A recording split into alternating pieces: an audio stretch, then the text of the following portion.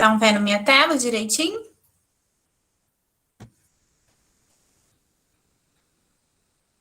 Tá dando para ver a tela? Sim. Então tá.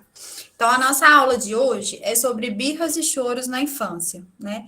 O objetivo principal dessa aula, eu quero que vocês saiam dessa aula entendendo, né, que tanto a birra quanto o choro, elas são processos inerentes ao crescimento e ao desenvolvimento da criança normal, tá? Hoje, muito fala-se sobre os saltos, né, na infância. Vocês já devem ter escutado muita gente falar sobre os saltos nos primeiros anos de vida. Então, hoje a gente sabe que tanto o crescimento quanto o desenvolvimento, a aquisição de habilidades, né? Tudo isso não ocorre de uma maneira linear nos primeiros anos de vida. Ocorre como se fossem surtos mesmo, em saltos. E aí, cada vez que a criança, né, ela tiver diante de uma nova carga ali de aprendizado, de desenvolvimento, de crescimento, a criança pode apresentar períodos de maior agitação, irritabilidade, excitação. E aí, isso é o que chama-se hoje em dia de saltos, mas que há muito tempo a gente já sabe que existe, né? Então, o objetivo dessa aula é exatamente mostrar para vocês essa relação entre o choro, né, e cada fase do desenvolvimento nesses primeiros anos de vida, tá? Então, para falar um pouquinho mais, né, sobre o contexto, o comportamento da criança e os processos que são subjacentes a esse comportamento, eles vão depender basicamente de duas coisas. Primeiro, do potencial biológico de cada indivíduo, né? Então, da individualidade daquela criança, da carga genética, das características pessoais daquela criança. E segundo, de um conjunto de fatores ambientais, sociais e culturais nas quais aquela criança está inserida, né? A gente sabe que esses fatores ambientais, sociais e culturais, eles vão sofrer, eles vão ter uma influência importante na variação comportamental do ser humano, mesmo, né? Por exemplo, em gêmeos idênticos, que teriam, teoricamente, um potencial ali biológico, uma carga genética igual, né? E a criança, né, ela está numa fase especialmente suscetível a esse ambiente. Então, é um indivíduo que está em construção. Então, ela tem alta suscetibilidade a tudo que está acontecendo ali ao redor dela, tá? Robert Hinde foi um estudioso, foi um professor da Universidade de Cambridge que estudou o comportamento humano, né? Dedicou a vida dele para estudar o comportamento humano. E aí ele estudou exatamente, né, essa interação existente entre natureza, cultura e a base, o substrato fisiológico de cada indivíduo. Então ele montou esse fluxograma aqui, né, mostrando para a gente a base, que são os fatores fisiológicos, né, a biologia de cada indivíduo, e como, né, a interação com a sociedade, com o grupo, com as relações interpessoais, como o meio físico, né, o meio cultural, como que a estrutura sociocultural vai influenciar, né, junto com esses fatores fisiológicos para poder determinar o comportamento daquele indivíduo, tá? Esse entendimento, né, de que o indivíduo ele é complexo, né, então que não é só a individualidade, mas também o meio em qual ele está inserido, deve guiar sempre, né, a gente como profissional no nosso contato com a criança, com adolescentes e familiares. E é muito importante que a gente entenda que isso faz parte do desenvolvimento normal da criança, para poder passar isso também para os pais de alguma forma, para poder acalmá-los, né, para poder orientar sobre como agir em cada uma dessas situações, né, para poder tentar tirar a culpa um pouco desses pais que às vezes acham que estão fazendo tudo errado, tá? Então, quando o recém-nascido nasce, né, ele já nasce com um conjunto de habilidades, né, e de características, então com a genética, com o meio sociocultural no qual ele está inserido, e aí ele vai vivenciar ali, principalmente, né, no primeiro ano de vida, um ritmo acelerado no desenvolvimento de outras capacidades, né, que vão facilitar o seu crescimento e adaptação progressiva ao meio. Então, esse processo, né, ele tem que ser facilitado por nós, né, e não atrapalhado, digamos assim.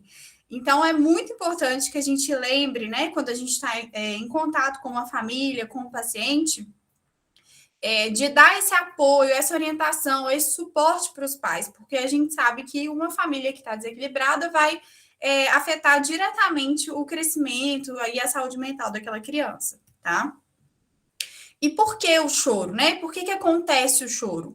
Então, o choro tem basicamente duas tipopatogenias. A gente tem o choro que vai se manifestar devido a estímulos fisiológicos e ambientais, né? Então, o choro por dor, por fome, por frio, né? Que é predominante em recém-nascidos e lactentes, e o choro emocional, que é o choro que ocorre, né, mais em crianças maiores e em adultos. Até os 3 meses de idade, o choro nada mais é do que uma reação primitiva a situações de desconforto, né? Então, o recém-nascido, né, o bebê pequenininho, ele não tem como comunicar. Primeiro, que ele é 100% dependente do meio ao redor dele, né? E segundo, que ele não tem como comunicar de outra maneira, né, os desconfortos que ele está sentindo. Então, se ele tiver fome, se ele tiver frio, se ele tiver sujo, se ele tiver com medo, se ele tiver qualquer coisa, a forma dele se comunicar com o meio ao redor dele é o choro. Depois disso, a partir dos 3 meses, né, vai havendo uma compreensão da criança de que através do choro ela consegue chamar atenção, consegue ter as suas demandas atendidas. Então, a criança vai passando progressivamente a ser condicionada a chorar quando ela não consegue ser entendida em suas necessidades, tá? Então, vamos falar um pouquinho do desenvolvimento emocional aí no primeiro ano de vida, né? Então, do 0 aos 2 meses, o choro é basicamente uma reação primitiva ao desconforto, né? Do 0 aos 2 aos 3 meses. É a forma de comunicação não verbal da criança, né? De mostrar que tem uma necessidade ali que não está sendo atendida, e de uma criança que depende 100% do ambiente para a satisfação das suas necessidades mais básicas, né? Nessa idade, o choro geralmente é acompanhado de aumento da atividade motora de todo o corpo, né? Membros, tem uma tendência à flexão de membros, tá? Irritabilidade. O choro, ele pode ser por estímulos óbvios, né? Então, a criança está com a fralda suja, está com sede, está com fome, está com frio, está com calor, está com vontade de fazer cocô, está com dor ou está com qualquer outro incômodo. E para isso, né, para poder lidar com essa criança e tentar minimizar esses momentos aí de agonia, né, de aflição, de choro, é muito importante que a criança tenha nesses primeiros meses de vida a disponibilidade de um adulto com o qual ele crie um vínculo, né, de confiança para satisfazer essas necessidades dela. Tá? Então, é muito importante que esse vínculo seja criado, né, de maneira segura, para a criança se sentir mais segura e poder desenvolver emocionalmente saudável, tá? Até porque, né, esse choro dessa criança, ele tem uma interpretação difícil.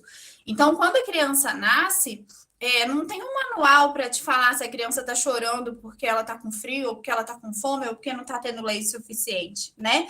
Essa é até uma questão que chega muito para a gente no consultório, porque os pais, a mãe, geralmente, né, sempre acha que a criança está chorando porque não está tendo leite suficiente. Então, a gente avalia se a criança está tendo, se a mãe está tendo leite suficiente, se essa nutrição está adequada, não é pelo choro da criança, né? É pelo ganho de peso, é pelo crescimento, é pelo estado geral. Então, essa interpretação é muito difícil. E tendo uma pessoa constante cuidando daquela criança, né? Essa pessoa, com a experiência, vai aprendendo a identificar e a lidar, né? Com cada choro, cada momento do dia que a criança chora, qual é a causa daquele choro, tá? E tem também, obviamente, né, o choro, que já não é normal do desenvolvimento, que está associado a uma queixa clínica, a uma patologia, de fato, tá? Mas, assim, a grande maioria das vezes o choro vai chegar para a gente, né, como uma queixa clínica, que é um choro mesmo por demandas normais do bebê, tá? Mas para isso, né, quando a gente atende um paciente com essa queixa, a mãe chega, meu bebê só chora, só chora. É muito importante, né, a gente fazer uma anamnese, um exame físico cuidadoso para a gente poder chegar a esse diagnóstico aí, né, de que a criança é saudável. Para a gente chegar ao diagnóstico que a criança é saudável, a gente sempre precisa excluir, né, outras causas. Então, é importante isso. É lógico que, assim, a mãe também, e a gente vai conseguir perceber isso, né? Até às vezes através do próprio exame físico só, tá? Porque a criança que ela tá, por exemplo, chorando porque ela tá com uma dor, ela não se consola, né? Não é um choro que se consola só de colocar ela para mamar. Não é uma criança que fica bem o restante do dia e chora só num determinado momento. Mas é muito importante a gente fazer uma anamnese, exame físico cuidadoso, conversar com essa criança, com essa família, perguntar, né, se esse choro ele é persistente, como que a criança está em outras épocas, em outros horários do dia, ver se tem alguma outra queixa associada, se tem dificuldade de ganho ponderal associado, ou se a criança continua mamando normal, tá? E, se necessário, óbvio, pedir exames complementares, né? Mas a grande maioria das vezes, quando chega para a gente com essa queixa isolada de choro, é simplesmente por falta mesmo de orientação, de conhecimento de que o choro é um processo fisiológico do crescimento dessa criança, tá? Outra causa muito importante de choro, né, a partir de 3 semanas de vida aí do lactente, é a cólica do lactente. Então, 1 em cada 4 bebês vão apresentar cólica do lactente, né? É importante a gente saber desse período característico da cólica. Então, geralmente, a cólica surge por volta da 3ª semana de vida e dura até os 3 meses de vida. Então, assim, parece que é um tempo longo, óbvio, para os pais que estão ali, né, desesperados na hora que a criança chora. Até porque esses acessos de choro, eles são muitas vezes diferentes do choro por fome, do choro por frio. Então, são crises mesmo agudas de choro, né? Que a criança fica extremamente irritada. Às vezes ela chora tanto que ela fica até vermelha, né? Ela se contorce inteira, braço, perna, ela fica inconsolável. Às vezes o abdômen fica distendido. Esse choro às vezes se prolonga até 3 horas mais ou menos. Então, é muito importante, né, que a gente saiba identificar essa causa. E é importante a gente saber que ela tem 1 hora para terminar também, porque isso também dá certa tranquilidade para os pais, tá? Então, a gente sabe que geralmente a cólica do lactente começa a partir de 3 semanas e vai até 3 meses de vida, tá? Características importantes, né, para diferenciar a cólica do lactente de outros choros, né, por causas fisiológicas, por causas patológicas. Geralmente a cólica vem, né, no final do dia e o restante do dia a criança está normal, tá? A criança tem vida normal e de repente ela começa a chorar ali, sempre naquele dia, naquele mesmo horário.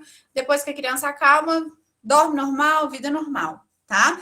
Também faz parte do desenvolvimento da criança, né? Então a cólica do lactente nada mais é do que uma imaturidade do trato gastrointestinal dessa criança. Da mesma forma que a gente tem o refluxo fisiológico, que vocês vão ver, às vezes o trato gastrointestinal da criança ele ainda está muito imaturo. E durante a digestão e a fermentação do leite, né, vai haver lá a fermentação do leite no intestino, né, vai acumular gases e por imaturidade mesmo de um órgão, né, que ainda não consegue se movimentar como deveria, ocorrem contrações involuntárias, alteração de evacuação, que pode gerar essa dor, às vezes distensão abdominal, às vezes acúmulo de gases, tá? A gente sabe que a cólica também está associada, né, com o perfil de microbiota intestinal da criança, pode estar associada com o tipo de dieta da criança e da mãe, com alguns fatores psicossociais, tá?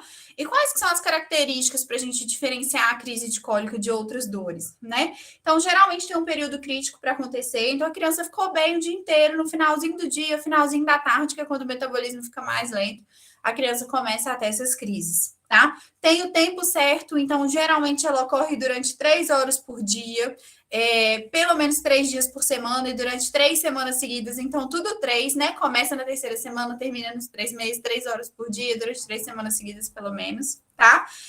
O choro da cólica realmente é um choro intenso, então a mãe vai falar, doutora, mas é um choro muito forte, ela tá muito irritada, eu não sei o que fazer. Então, é um choro diferente, né, da fome, do sono, do frio e do calor. E o bebê fica extremamente inquieto, né? Irritado, com o rosto vermelho, tem contração, né? E distensão abdominal, fica se retorcendo. E o que a gente pode fazer nesse momento, né? Então, assim, tem muitas coisas controversas, né? Que são feitas no dia a dia, que a gente sabe que são feitas. Mas o mais importante nesse momento, né? É a criança ter o contato com essa mãe ou com esse pai, né? Então, assim, o que fazer? Aproveitar desse momento para poder estabelecer e estreitar mais ainda esse vínculo da criança com a mãe. O que ajuda a aliviar? A gente pode fazer orientar, né, ser feita a massagem no sentido horário ao redor do umbigo da criança com pouca pressão, tá? Calor, então pode ser o ideal, né? Sempre colocar a criança barriga com o adulto, né? Com o pai ou com a mãe, então contato pele a pele. Mas pode ser feito bolsa térmica também, sempre tomando cuidado, tá? Pode optar por dar um banho na criança durante a crise, então relaxa a musculatura do bebê, alivia as dores, né? Pode colocar a criança para uma falsa sucção, então, que a gente chama de sucção não nutritiva. Então, pode, inclusive, né, colocar a criança para mamar no peito, ou pode mesmo, né, com o dedinho mesmo da mãe ou do pai na boca da criança, estimular uma falsa sucção, tá? Quando a gente tem uma distensão abdominal associada com excesso de gases, algumas vezes o pediatra pode indicar o remédio antigases também, tá? Além disso, né, pegar a criança no colo, fazer carinho, você pode embalar a criança naquele charutinho, né? Cantar, dar suporte emocional, né? Então, aproveitar essa proximidade aí para estreitar os laços entre pais e bebês. Pode colocar a criança para rotar, caso ela esteja com muito gases, né? Colocar para amamentar, igual eu falei, e pode também fazer o charutinho na criança, tá? O que é contraindicado, desaconselhado, tá? Chá, então sempre vai ter uma avó, alguém na família que vai mandar dar chá para cólica. A gente sabe que essa criança ela vai estar preferencialmente a aleitamento materno exclusivo, então a gente não vai oferecer chá pelo risco de desmame precoce, né? Algumas pessoas vão falar também, desmame é o leite materno que está fazendo isso, né? Então a gente sabe que não, que o leite materno, na verdade, é o mais tolerado para a criança, porque ele é, né, o único que é produzido ali dentro da sua individualidade para aquele bebê, para o que aquele bebê precisa, tá? A chupeta, a gente sabe que ela pode ter um papel aliviador, principalmente porque ela vai diminuir, né, durante as crises de choro, a ingestão de ar pela criança. Porém, a gente sabe que a chupeta está associada, né, à confusão de bico, ao desmame precoce, então a gente não indica a chupeta, tá? E contraindica a automedicação, claro, né? Então, remédio antigases, analgésico deve ser usado só quando for indicado pelo pediatra e, de preferência, quando as outras táticas tiverem falhado, tá? O que é controverso, mas que pode ser feito, né? Que muitos pediatras aí já indicam. Então, o uso de probióticos, principalmente o Lactobacillus reuteri, a gente sabe que em alguns estudos está associado à prevenção do quadro de cólica e redução da intensidade desses quadros. Esse é aquele colide, né, que a gente vê que os pediatras receitam, tá? Massagem, além da massagem da barriguinha, a massagem da bicicletinha, né? De ficar, quando você pega a coxinha da criança e fica fazendo aquele movimento de bicicleta. A gente sabe que isso pode aliviar, pode fazer a criança eliminar com maior facilidade os gases, mas tem que tomar muito cuidado, principalmente quando a criança estiver resistente, né? Com o membro esticado, para não lesar a articulação, tá? A acupuntura, a gente sabe que é uma aliada na redução da dor, né? Tanto de recém-nascido quanto de bebê, né? Mas também a gente não tem uma evidência robusta da ação específica na presença da cólica, tá? E alguns estudos mostram que a troca de fórmula, por exemplo, por uma fórmula sem lactose, pode fazer com que haja uma melhora. Então, quando a criança faz uso de fórmula infantil, né, não está em aleitamento materno, às vezes, quando essa criança tem um excesso de gás, por exemplo, pode tentar fazer essa troca por uma fórmula, por exemplo, sem lactose, para ver se vai melhorar, tá? Mas isso é claro sob orientação médica, tá? E considerações importantes para a gente saber, para a gente passar para os pais, né, nessa faixa etária. Então, a gente sabe que os lactentes sem aleitamento por livre demanda ou que amamentam de maneira irregular, eles apresentam uma maior irritabilidade, uma maior instabilidade fisiológica, então apresentam maior índice de salivação, de diarreia, de ganho poderoso insuficiente e problemas comportamentais futuros, tá? Alguns estudos mostram que lactentes levados ao colo e confortados todas as vezes que manifestam desconforto choram menos a completar 1 ano e são menos agressivos aos 2 anos. Culturalmente falando, nas sociedades em que os bebês são levados colados ao corpo da mãe, esses bebês choram menos do que os que são carregados só periodicamente. Então, naqueles países onde as crianças são carregadas como se fosse no sling mesmo, né? Sempre no colo da mãe. Então, nesses locais, né, os bebês parecem chorar menos. E o choro, né, isso é bom falar com os pais, porque você dá uma perspectiva, né, você mostra que existe uma fisiologia nesse processo, né, que o choro, ele costuma atingir o pico máximo de duração na 6ª semana da criança, quando os lactentes sadios vão chorar até 3 horas por dia. Por volta de 3 meses de vida, né, esse choro reduz para 1 hora ou menos por dia, tá? E de 2 a 6 meses. Então, aí agora a gente vai começar a falar do desenvolvimento dessa criança, né? Por quais etapas essa criança está passando e o que o choro significa em cada fase, tá? Então, de 2 a 6 meses, a criança começa a exibir um sorriso voluntário, né? E começa a estabelecer aquele contato pelo olhar entre pai e filho, tá? Isso gera uma mudança no relacionamento, né, de ambas as partes. Então, aumentando nos pais e nos filhos a sensação de se sentirem amados, tá?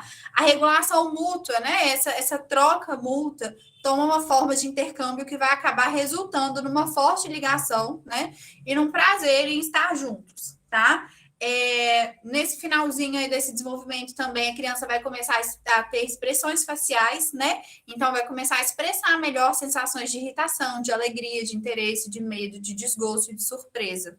O que é importante os pais saberem nessa fase, né? É importante eles saberem que atender às necessidades emocionais do bebê não vai estragá-lo, né? Então, que abraçar, segurar o bebê, demonstrar amor e carinho vai gerar a sensação de segurança nesse bebê.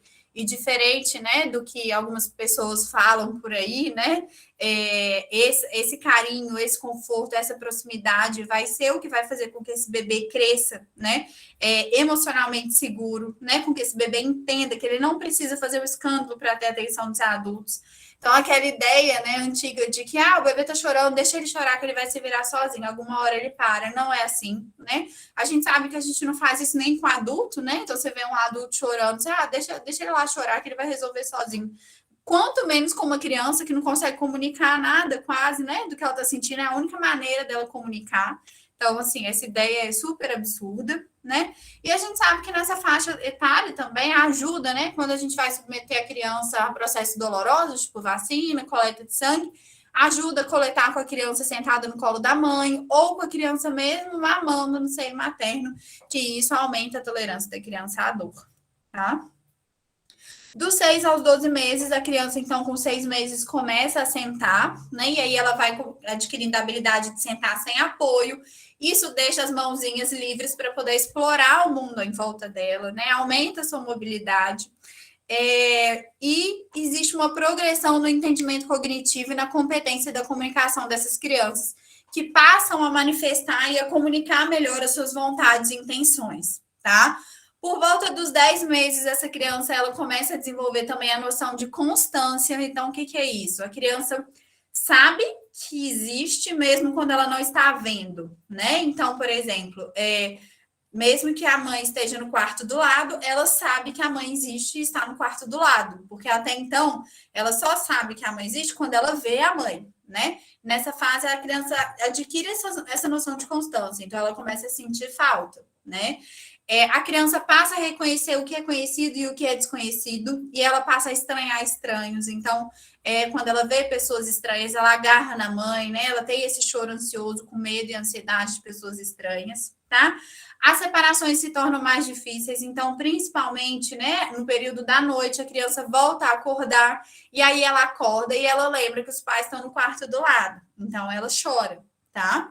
Então, não é só pelo desconforto mais, né? Então, essa criança acorda, vê, não, eles não estão aqui. E aí ela chora, não pelo desconforto, mas por lembrar, né? Por sentir falta mesmo dos pais, tá? E aí começa a surgir nessa criança, né, uma demanda por autonomia.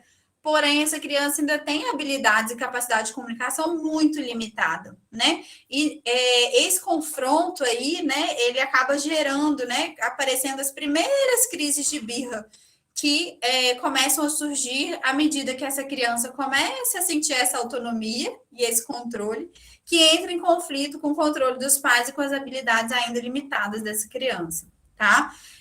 Para os pais é importante que eles saibam, né, que isso deve ser entendido como um progresso e não como uma regressão do desenvolvimento. É importante saber, então, planejar antecipadamente separações necessárias e inevitáveis, tá?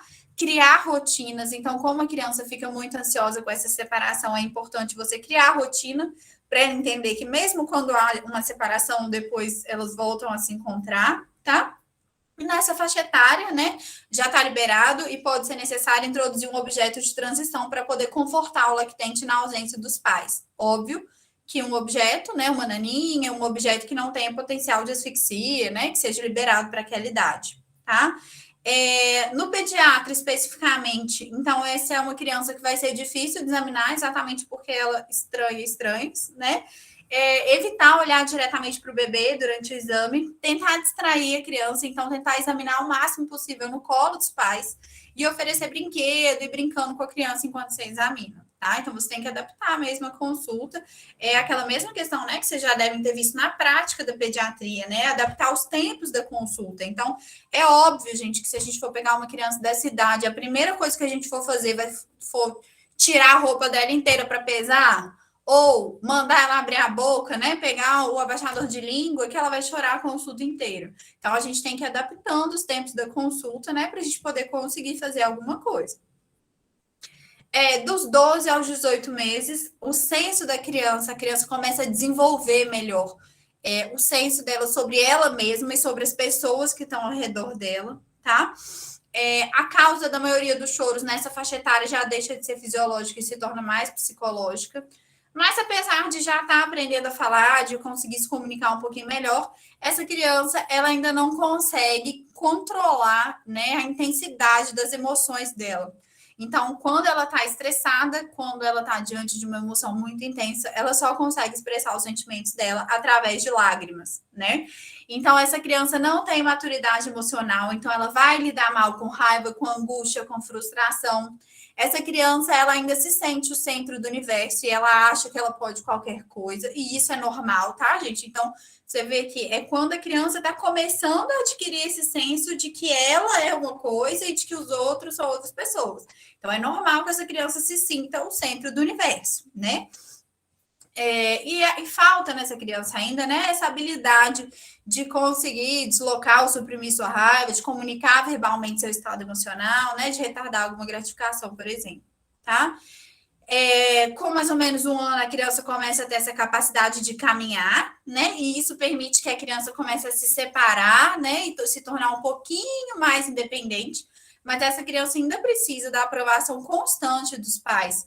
Então, é aquela criança que anda um pouquinho e olha para trás, anda um pouquinho e volta. Ela fica o tempo todo orbitando os pais, né?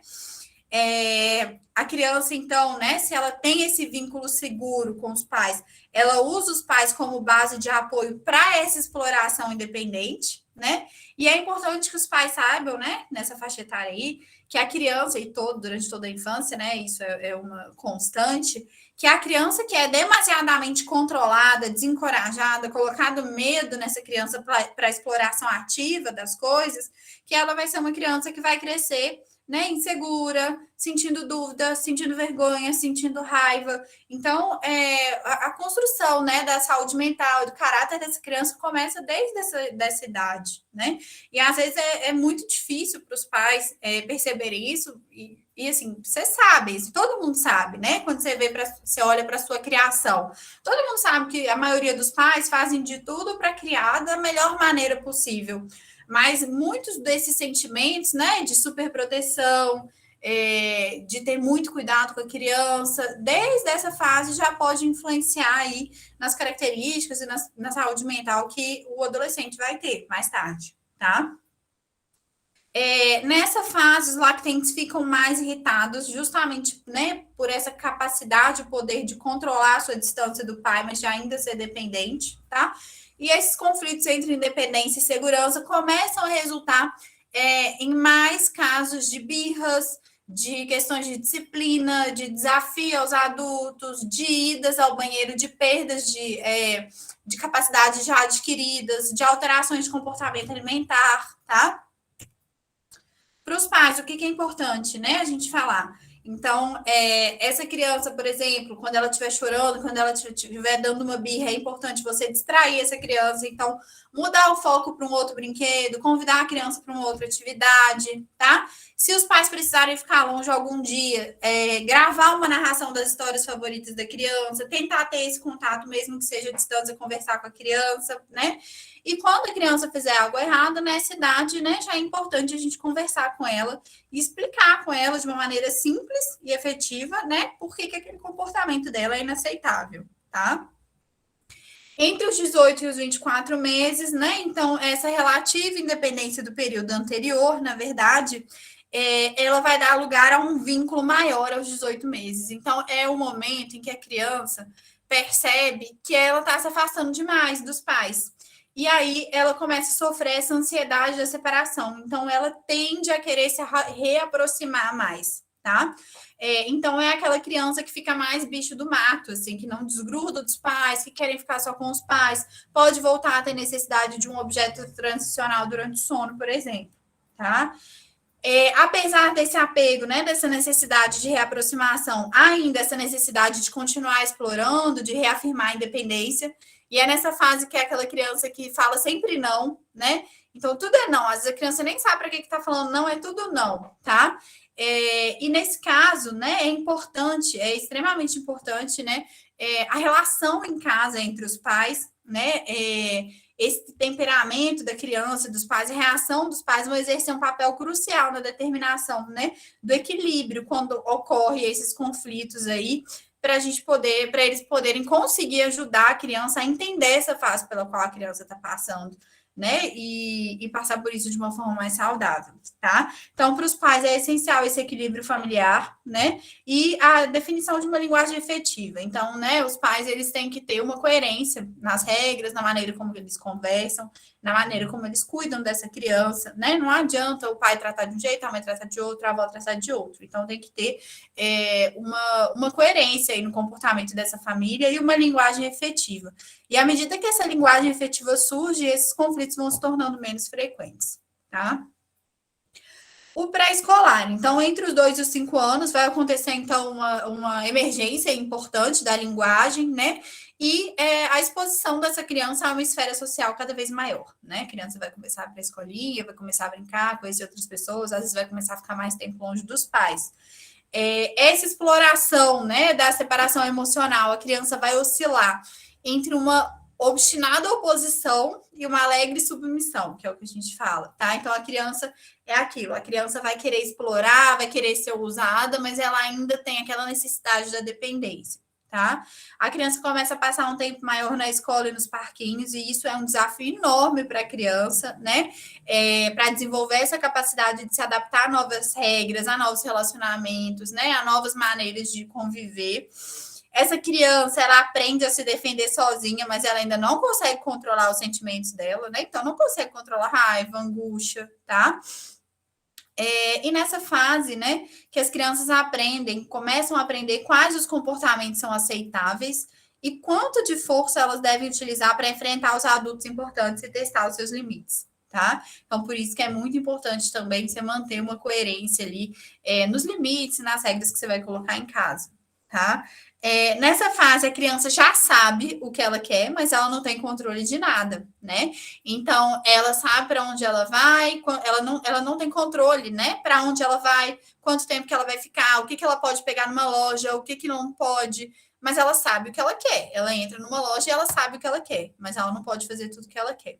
Então, isso predispõe a criança a perder o controle interno, a testar os limites e ter crises de birra, né? As crises de birra, né, elas geralmente vão se manifestar no final do primeiro ano de vida, mas o que a gente chama de a pior fase da birra, né, que é o terrible two, que falam, é aí entre os 2 e os 4 anos de idade, que é quando a criança tem uma maior consciência das suas limitações e dos seus desejos, tá? O medo, o excesso de cansaço, desconforto físico, sono, tudo isso pode favorecer aí o desencadeamento de crises de birra, né? E nessa fase também pode aparecer o choro falso, né? Então, as lágrimas de crocodilo. Então, nessa fase, as crianças podem, né, fingir aí que estão chorando para poder manipular os pais, tá? Quais são os desafios dessa fase para a criança, né? Então, para a criança aceitar as limitações dela enquanto ela mantém esse senso aí de exploração, de autodirecionamento, tá?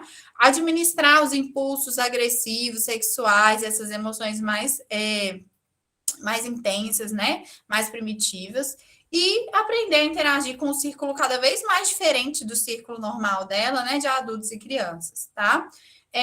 Até os 2 anos, os limites comportamentais são predominantemente externos, mas a gente quer que até os 5 anos essa criança comece a ter uma interiorização desse controle, né? Então, que a criança comece a interiorizar e a entender quais são esses limites. E o sucesso disso, né, vai depender dessa capacidade da criança de interiorizar essa confiança durante os momentos de estresse, então de emoção muito intensa, e vai depender também do amor que essa criança recebe e sente pelos adultos que são importantes para ela, tá? Então, esse amor, esse apego, esse cuidado, né, essa comunicação efetiva, isso vai ser o principal incentivo para que essa criança consiga desenvolver esse autocontrole, tá? Para os pais, né? O que é importante eles saberem? Então, limites excessivamente rígidos abalam o senso de iniciativa da criança, né? Por outro lado, limites permissivos demais provocam uma ansiedade da criança, né? A criança que não tem limite nenhum, ela sente como se ela não fosse amada, né? Como se ninguém tivesse no controle, como se ninguém se importasse. Então, existe um equilíbrio muito tênue aí, né? Entre os limites que são colocados. Nunca utilizar a punição corporal, né, gente? Então, a gente sabe que a punição corporal é uma maneira completamente ineficaz de controlar o comportamento. Além disso, né, oferece riscos de lesões para a criança. E, além disso, a criança costuma imitar na escolinha, né, tudo que acontece em casa. Então, o pai bate na criança, a criança vai sair batendo em todo mundo na escola, tá? Punições muito duras, elas até podem inibir comportamentos indesejáveis, porém, com custo psicológico muito alto, né? Então, gerando aí crianças traumatizadas, inseguras, tá? E disciplinar, né? Lembrar os pais que disciplinar significa exatamente usar métodos que ajude a criança a interiorizar esse controle do comportamento, né? Então, conversar com a criança, perguntar o que está acontecendo, tentar entender, mesmo que você não mostrar para a criança que mesmo que você não concorde, que você entende, né? Então, algumas estratégias para isso quando a gente tem a criança, por exemplo, dando birra porque ela não quer fazer alguma coisa, porque ela não quer pôr uma determinada roupa, por exemplo, você pode oferecer escolhas a essa criança. Então, você pega 2 opções aceitáveis pelos pais, né? E aí você fala, não, filho, então tá. Então, qual que é a roupinha que você vai querer? Você vai querer essa roupinha aqui ou você vai querer essa roupinha aqui? E aí você estimula essa independência da criança, né? Então, ela se sente importante ali, ela se sente escolhendo, mas dentro de um limite, né? Estabelecer limites consistentes, né, e coerentes. Pode colocar a criança, por exemplo, para pensar depois de conversar com ela, né? Pedir para a criança contar até 10 pensando no que ela está fazendo, por exemplo, tá? As regras têm que ser sempre comunicadas de maneira muito clara e coerente, né? E é importante que quando a criança faz as coisas da maneira correta, né? Ou quando a criança corrige algum tipo de comportamento ruim, que você manifeste a aprovação e que você parabenize, né? Essa criança, que você reconhece o esforço dela para poder mudar, né? Que você reconhece o esforço dela em fazer certo, tá? Lembrando que uma medida disciplinar, para ela ser efetiva, né? Ela tem que ser imediata, então não adianta você falar assim, eu vou colocar você de castigo porque um mês atrás fez isso, né? Ela tem que ser específica para o comportamento, então o castigo não vai ser sempre o mesmo, e ela tem que ser aplicada por um tempo limitado, de preferência um tempo curto, tá? Então, por exemplo, ficar parada no cantinho pensando durante 1 minuto sobre o que aconteceu, né? Ou ir pedir desculpa para o coleguinha, né? Então, assim, que sejam medidas objetivas e rápidas, tá? No pediatra é importante, né, que você prepare essa criança para como será a consulta, né? Então, tanto os pais quanto o próprio pediatra, então, explicar como vai ser a consulta sem pedir permissão, mas falar para a criança, agora a tia vai ouvir seu coração, agora a tia vai fazer isso, não vai doer, tá? A consulta da criança entre 4 e 5 anos deve ser uma consulta divertida, né? Então, você é uma criança que gosta de interagir, que gosta de conversar. Então, em função dessa capacidade, né, dessa curiosidade natural dessa criança, é uma consulta que deve ser mais divertida, tá? E é importante lembrar, né, que os acessos de choro que duram mais de 15 minutos ou que ocorram regularmente, mais de 3 vezes por dia, eles podem sim, né? Ou assim, quando os pais são pais tranquilos e que de repente eles começaram a queixar, já foram no pronto-socorro 3 vezes, porque a criança tem muita dor, lembrar, né, que esse choro pode sim refletir problemas patológicos, né, de ordem médica, emocional ou social, e que não são mais comuns da idade, e que então devem ser adequadamente investigados, tá? Na idade escolar e na adolescência, né, existe essa separação progressiva dos pais, e aí surge a necessidade de ser aceito por professores, por colegas, né? A autoestima é um problema importante nessa faixa etária, então o adolescente começa a ter, né, a criança na idade escolar, o adolescente começa a ter a capacidade cognitiva de se autoavaliar e também de julgar os outros, tá? A criança passa a ser julgada pela sua capacidade, né, de gerar um produto final socialmente valorizado. Então, ela passa a ser julgada mesmo, né, pelas notas das provas, né? Pressão para agir de acordo com o estilo ou com o ideal de um grupo, às vezes começa a sofrer bullying. A criança começa a ter noção de sucesso e de fracasso, né? E aí, nessa faixa etária, o choro ele já tem causas parecidas com a dos adultos, né? Conflitos, aborrecimentos, decepções, culpa, tá? Essa criança, ela fala e entende as próprias emoções, então ela chora menos e chora com mais objetividade, né? Então, geralmente por uma dor física ou por uma dor emocional. E é claro, ainda podem existir as birras, né? A gente vê até adulto dando birra, né? Só que, no geral, essas crianças maiores, né, e adultos, quando dão birra, a birra vem associada a uma agressividade. Então, é lágrima mais agressividade, né? Aquele choro de raiva que a gente tem. E isso nada mais é do que uma birra, às vezes, né? E para os pais, né? O que é importante nessa idade? É importante eles saberem que a disciplina, né? Ela deve ser baseada na compreensão de ações e consequências, né? Então a criança tem que entender a lógica, né? Que tudo que ela faz vai ter uma consequência e se responsabilizar em parte já por essas ações. Né? É importante incentivar a criança a falar sobre os sentimentos, né? Então a gente sabe que muitas vezes a criança se fecha nessa faixa etária. Então que a criança tenha um espaço, né? Que se não for em casa, que seja com uma psicóloga, que seja com um amigo, que seja com alguém da família, mas que seja com o pediatra, né? Que ela tenha um espaço para verbalizar as próprias experiências, né? É importante perguntar para a criança, então, como que ela se sentiu, né? Então, às vezes a criança está lá chorando, desesperada, não sabe falar ou está com vergonha de falar. Então, conversar com a criança, perguntar o que é que ela está sentindo, o que é que está difícil para ela de lidar ali naquele momento, né? Não desvalorizar o choro da criança. Então, é importante que a criança saiba que você entende os motivos dela, mesmo que você não concorde, tá? E estimular na criança os comportamentos que ela gosta, né? Então, por exemplo, o comportamento correto, né? Então, por exemplo, quando a criança dividiu o brinquedo com um amigo, quando ela tiver uma ação assim, uma ação esperada, né? Uma ação de empatia, uma ação de sociedade, né? Você estimular isso nela, né? Mostrar para ela mesmo como é a maneira de ser, né? E aqui, né, só para finalizar, foi uma campanha que foi feita, né, pela Secretaria do Governo do Estado do Paraná, há algum tempo já, que foram veiculadas assim na televisão, foram distribuídos pôsteres pela cidade, outdoor, né, sobre essas formas de violência, né, que também acontecem aí na infância, né, durante toda a infância e adolescência, né, uma maneira de tentar comunicar mesmo, assim, as próprias crianças, né, por esse acesso aí da televisão e tudo, o que pode estar acontecendo de errado, né? Então, as formas de violência que a gente sabe, né, são a negligência, a violência física, a violência sexual e a violência psicológica, tá? E aí eu coloquei os 2 videozinhos aqui, que eu acho bonitinho, que eles veicularam. Se jura assim tem algo a dizer que parece que ninguém vai entender. Se alguém ofereceu uma proposta e prometeu em troca algo que você gosta, se esse choro tá escondendo algum segredo, algo que deixou você com muito medo.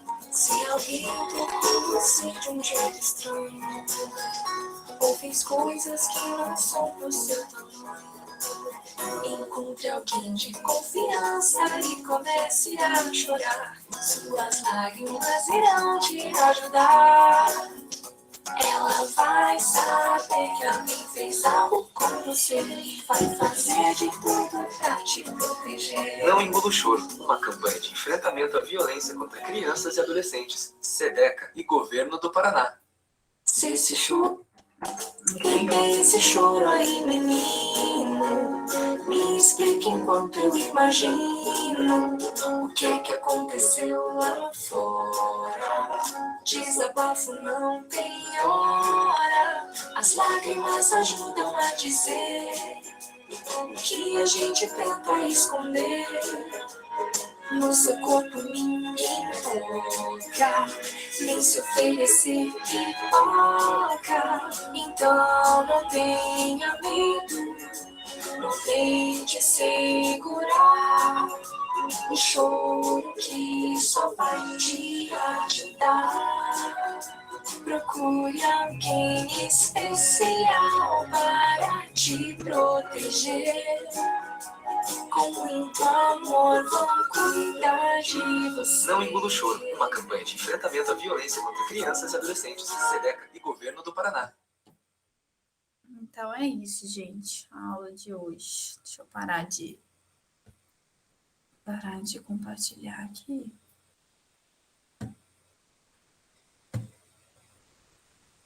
Caraca, nossa.